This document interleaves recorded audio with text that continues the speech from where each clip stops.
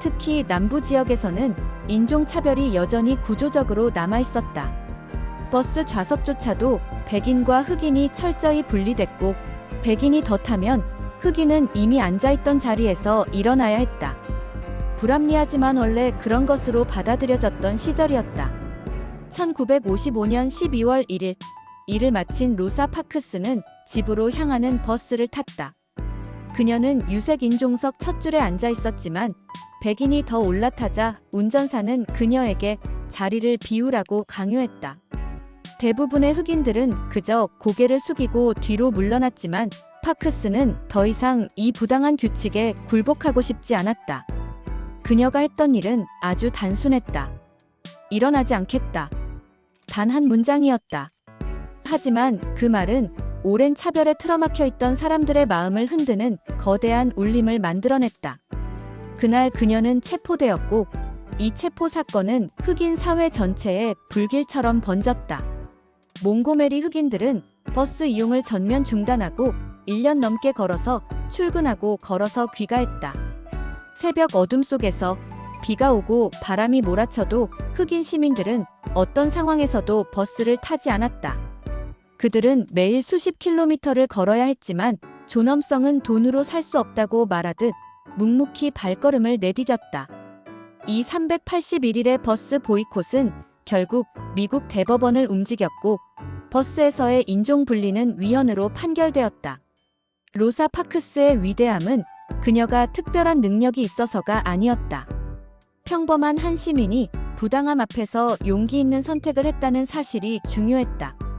그 한 번의 결단이 미국 민권운동의 거대한 시발점이 되었고, 이후 그녀는 평생을 인종평등을 위해 헌신했다.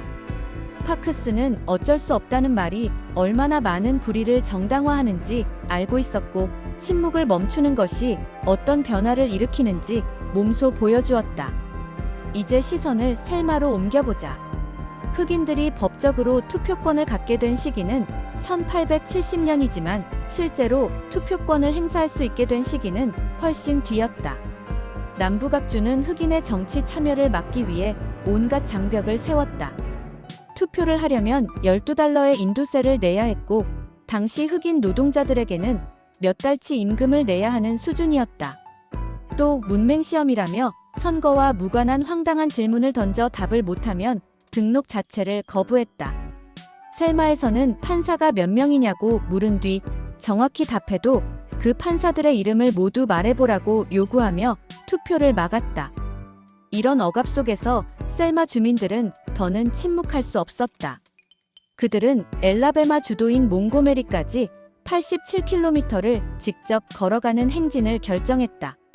이 행진은 단순한 도보 행진이 아니라 미국 민주주의를 향한 몸부림이었다.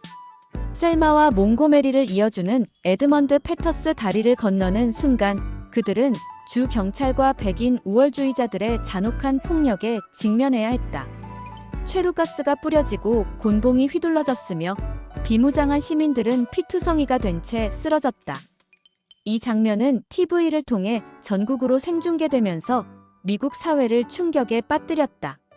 이때 마틴 루서 킹 목사가 합류했다. 그는 비폭력의 원칙을 지키며 새롭게 행진을 준비했지만 폭력은 계속되었고, 심지어 이 운동에 동참하러 온 백인 지지자가 극단주의자들에게 폭행당해 사망하는 사건까지 일어났다. 그만큼 이 투쟁은 목숨을 걸어야 하는 일이었다. 그러나 결국 그들의 희생과 용기는 미국 정부를 움직였다. 린든 존슨 대통령은 TV 연설을 통해 흑인의 참정권을 보장하는 방향으로 법을 만들겠다고 선언했고, 1965년 투표권법이 제정되면서 흑인들이 실제로 투표할 수 있는 길이 열렸다. 이 법은 미국 민주주의를 확장시킨 역사적인 전환점이었다. 오늘날 셀마에서 몽고메리까지 이어지는 길은 자유의 길로 불리고, 오바마 대통령 역시 이곳에서 연설을 하며 과거의 희생을 기렸다. 나는 2004년 미국을 방문했을 때 이 행진의 역사를 잘 알지 못해 셀마와 에드먼드 패터스 다리를 가지 못한 것이 늘 아쉽다. 다음에 엘라베마에 간다면 가장 먼저 그 길을 걸어보고 싶다. 로사 파크스의 침묵하지 않은 용기, 셀마 시민들의 끝없는 발걸음, 그리고 그들이 흘린 땀과 눈물은 오늘 우리에게도 큰 메시지를 준다. 불의와 차별을 바로잡는 일은 먼 곳에서 시작되는 것이 아니다. 지금 우리가 서 있는 자리에서 작은 용기를 내는 순간부터 변화는 시작된다.